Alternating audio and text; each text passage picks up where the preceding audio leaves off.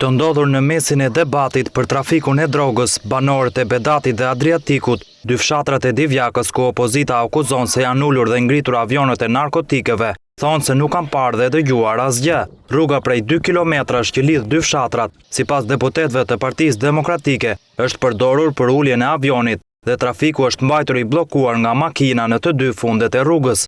Këtu në rrugën që lidh Bedatin me Adriatikun është ullur një avion. Keni djeni? Jo, nuk kam djeni për këtë. S'kam parë gjë.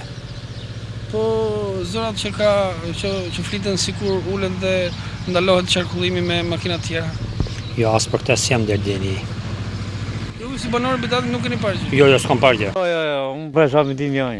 Unë jam mes atje fshatit. Nuk e parë gjë? Jo. Por pas publikimit të akuzave edhe vetë banorët janë përfshirë në dyshime. Një prej tyre thot se ka dëgjuar nga bashkëshatarë të tjerë këtë histori, por se vetë nuk ka pare dëgjuar gjë. Banor këtu jam, po nuk kam qenë. Ko erë në puna, thanë që ullë një avion këte, po nuk e di, këte poshtë nuk këtë. Edhe... Kjo rrugë që shkon për një travër dhe për një Adriatik? Nuk e di, po thanë që ullë një avion këte. Ti vetë nuk e parë gjë? Jo, po parë gjë. Kështu thanë, po se ku është kullu këte nuk e di, se ku.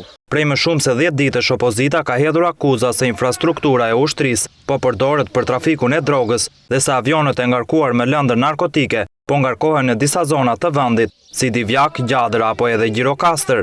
Akuzat janë hedhur poshtë nga majoranca, e cila ka propozuar edhe një komision hetimor për këtë çështje, ndërsa prokuroria e përgjithshme ka nisur hetime dhe i ka bërë thirrje opozitës të sjellë prova për akuzat e saj.